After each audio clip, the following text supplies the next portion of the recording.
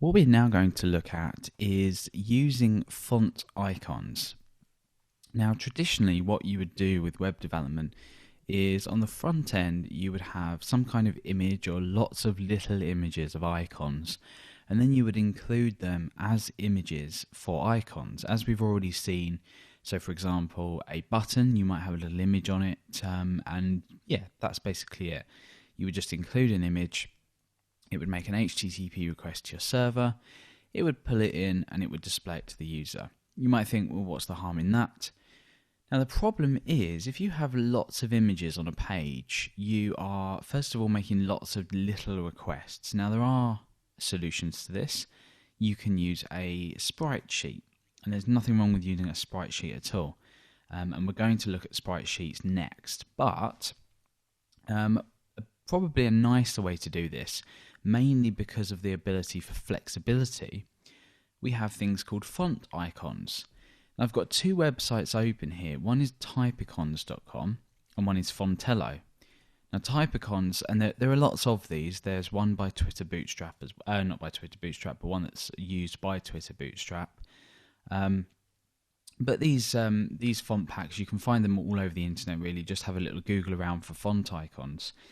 So here, this one's called Typicons, and Fontello takes a slightly different approach where it's not a specific font pack. It just allows you to click and choose which icons you want, and they'll then be downloaded for your use. So in a way, this is better because we don't get all of the icons unnecessarily. So it's really important to understand that when we are downloading font icon packs, and we'll obviously look at how to do this in a moment, we don't want to download every single one of these. In this case we will, but you want to go ahead and remove any that you're not going to use, because then you're just loading in more than you need and it doesn't really make sense. I know it's handy to have it there, but you are going to slow down an experience for a user with a slower internet connection. So I've downloaded this Typicons pack, and in here I have a few options. I've got PNG images, which could be quite useful, but I want to use this font folder. Now we've already looked at fonts in the series, so we would actually get fonts in a similar fashion to what we would normally get, and we also get a style sheet here. So we've got our EOT, we've got our SVG, TTV, TTF, and WOFF. And we have this minified style sheet. So what we can actually do is we can copy this over into our project and look at how this works. So let's do this now. If we just open up, or if we just copy all of this, we'll just get rid of what we don't need. I'm going to copy all of these, and inside of my documents I have my website folder here. I'm going to create a new folder within here. Let's just double click into here. So I'm going to create a new folder called fonts. And this, you could call this anything really, it doesn't matter necessarily where you store it. And I'm going to paste this in here. I'm going to get rid of the license here. And I'm going to move that to the trash. Now we have this demo, so let's open this up in our text editor. So let's pull this over into here, and let's take a look here. Okay, so we've got a bit of messy code here, some styles in the head, but we can ignore that. You can see here that we're using the font face CSS feature to load in these icons, just as we would a normal font. So how is this different to loading it in, with just a normal font? How is this giving us icons? What happens is that if you look at the styles for this, and obviously this is in the head of the demo folder, but you see we've got this content, we get this sort of, it's almost like a position inside of the font. So these are basically all of the different icons. You can imagine that if you don't need all of them, this does get a little bit too much. But to use them, if we just scroll the way down, we should see, it's a little bit of a mess actually. We can just use them by looking at the markup, looking at the styles. That's probably the best way to do it. So inside my index.html, I want to load in this style sheet. So remember, it's located in fonts. We could move this typicons min.css style sheet, but I'll leave that for you to do if you want to. So we're going to say link rel equals style sheet, and then we're going to link in fonts / typicons.min.css. There we go. Let's just check that that's loaded in. And let's pull up our development tools just so we can use these while we're writing the code out. Cool, so that's loaded in. So this, because this is now within our fonts folder, we don't need to adjust the location of the fonts. They'll all just be relative to the path that it's currently in. So let's start to build up our own custom button and then apply one of these font icons to it. And the concept is generally the same for all font packs that you'll download. The CSS classes will obviously vary because the authors of these font packs will have written the CSS in slightly different ways. So really how it's implemented does change, but it's not too different. So let's create a button class, and in our markup let's just create an anchor. And let's say click here or something like that, or I don't know, sign up. And in the href we'll just do a hash, and let's give this a class of button. Okay, so over in main.css, let's add some properties to this just to make it a little bit more like a button. So let's do a display of inline block, just so we can have that sit in line with the rest of our content, but also we can display it like a block or style it like a block. Let's have a background of EEE maybe, and let's have a border. In fact, we'll change that to background color. And we'll have a border of 1 pixel solid, I don't know, BBB maybe. Let's just take a look at how this looks. Okay, so it's not too bad. Probably do a little bit better than that, so CCC maybe. That looks a little bit better.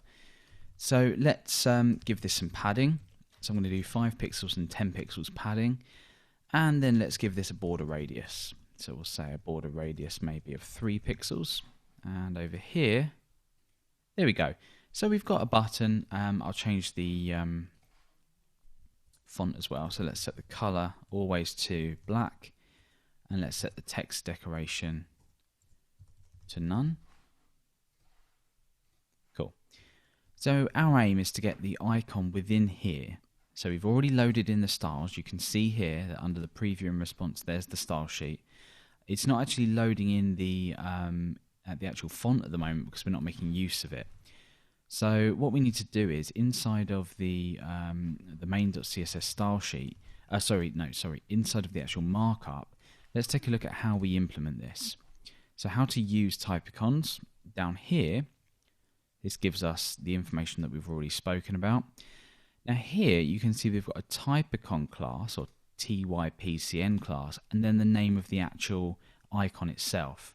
So if you go back to the home page, you can actually see that all of these have a specific name. If you hover over them, we should get that anyway. Oh, perhaps it's been removed. Either way, what you can actually do is, I mean, here you could inspect this on this page and find out the name of it. You can see here, typicon arrow back outline. So we've got a thing for signing up. So let's just, I don't know, include a heart, just for an example. So it's typicon heart full outline. So that's the class we need, along with the original typicon class. Because what happens, this sets generic styles like, you know, widths, displays, heights, things like that. And then the typicon heart full outline, or any other CSS selector for any other icon, is responsible for rendering and showing that specific icon within the font pack. So here we've got access to 336 things, but only loading one additional resource in, so that's really good. So how do we position this inside of here? Well, I'm going to put this into a span, because a span really is just a generic container with no real semantics to it. So we're going to say typicon heart full outline. Let's check this out. And there we go. We have a heart next to our sign up. So let's inspect this and actually look at some of the styles associated with it, just so we can learn more about how this works. We already know that we have specific typicon heart full outline and the same line of CSS presumably for all of the other icons. And you can see this is the content in here. So if I was to change that to something else, you can see that it gives me different icons. So you could even just play around with this here if you really, really wanted to. It's obviously easier to go over to the website, but you could do that. So that's that. Now, like I said, we've got a pseudo element here before, because we obviously need to use CSS to control what we want to put into that specific element that we've chosen. So the only way we can do that is to create a pseudo element with before or after. Before is probably more sensible.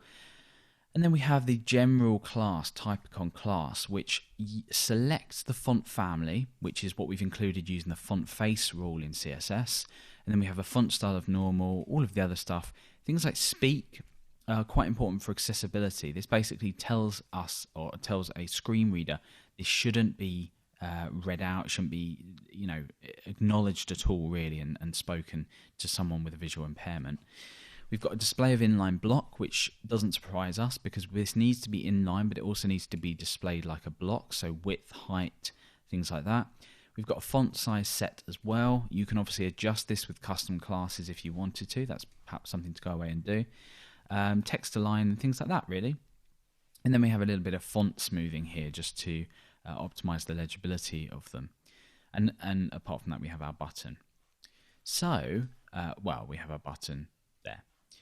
So that is a really easy way to include fonts into or icons into your website. Now the great thing about this is, think about it in the way of, perhaps you save this heart image and you save it as a black heart and you're really happy with the way it is. And then somewhere along the line you think, well, when someone hovers over this, I want the text to change to red, just for an example. This is going to look really awful. But in our main CSS style sheet, we would, under button, we would use the hover pseudo selector. And then we could change things like the color. So we could change the color to red, for example. Now, because this is a font icon, we get the added benefit of being able to increase and decrease the size as we want. We get the ability to increase the padding, or change the color, whatever we want to do. So this, even though it applies specifically to text, technically that heart is text.